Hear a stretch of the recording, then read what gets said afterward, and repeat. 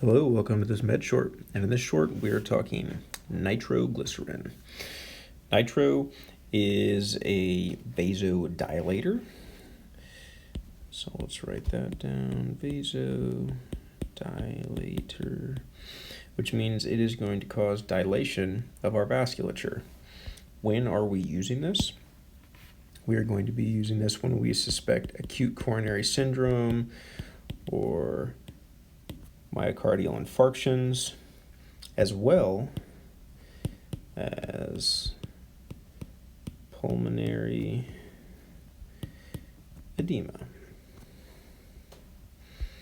Two different scenarios, similar treatments. So why are we giving this? Well, let's start with acute coronary syndrome.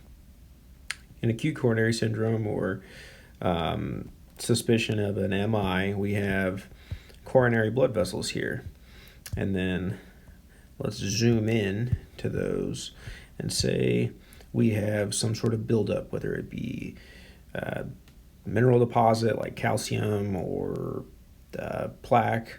Arterial sclerosis really is what we're primarily concerned with here, and it's going to take up bandwidth inside our vessel.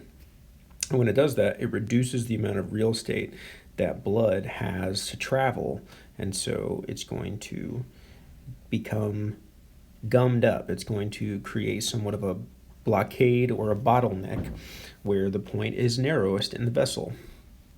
When we give nitro, it causes this vessel to dilate, expanding it, making it larger around than it was before, making more space for blood to travel without being impeded by that mechanical presence of the arterial sclerosis or that calcium deposit or whatever it is. So let's move on to pulmonary edema. Pulmonary edema, let's review our path of blood here. We have deoxygenated blood from our body here, traveling in the vena cava to the right atrium, and that's going to descend into our right ventricle, go into the pulmonary arteries here, go into the lungs. The lungs, gas exchange is going to take place, and via the pulmonary veins, it is going to go back into the heart via the left atrium. There it's going to descend into our left ventricle and out to the aorta, where it is then taken to the entire body, and this cycle just repeats. But in the instance of pulmonary edema, let's say the largest example will be a left-sided heart failure.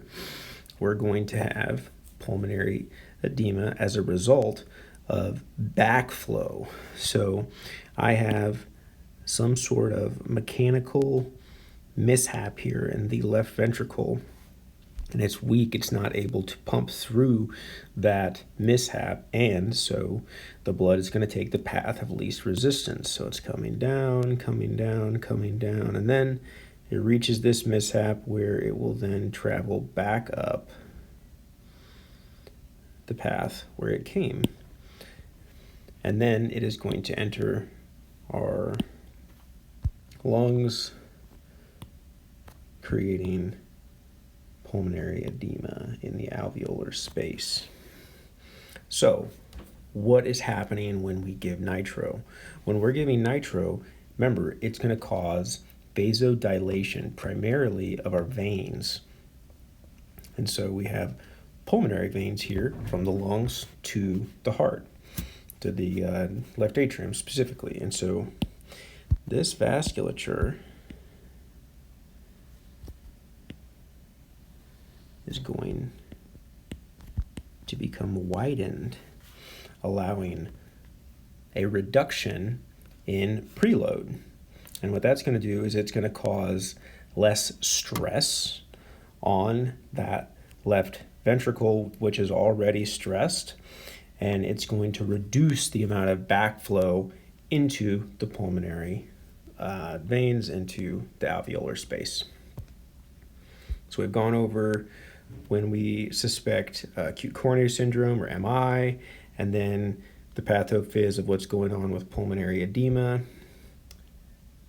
How are we giving it?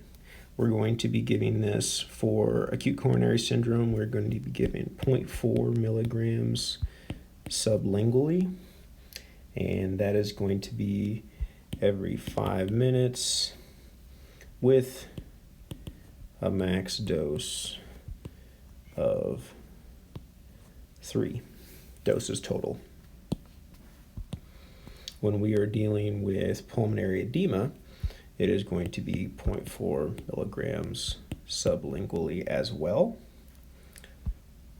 every 5 minutes, as long as our systolic blood pressure is above 100. Some things that you could expect to see with this are a reduction in blood pressure due to that vasodilation, as well as headaches. And that is Nitro. If you have any questions, comments, concerns, reach out. Let's talk about it. Thank you.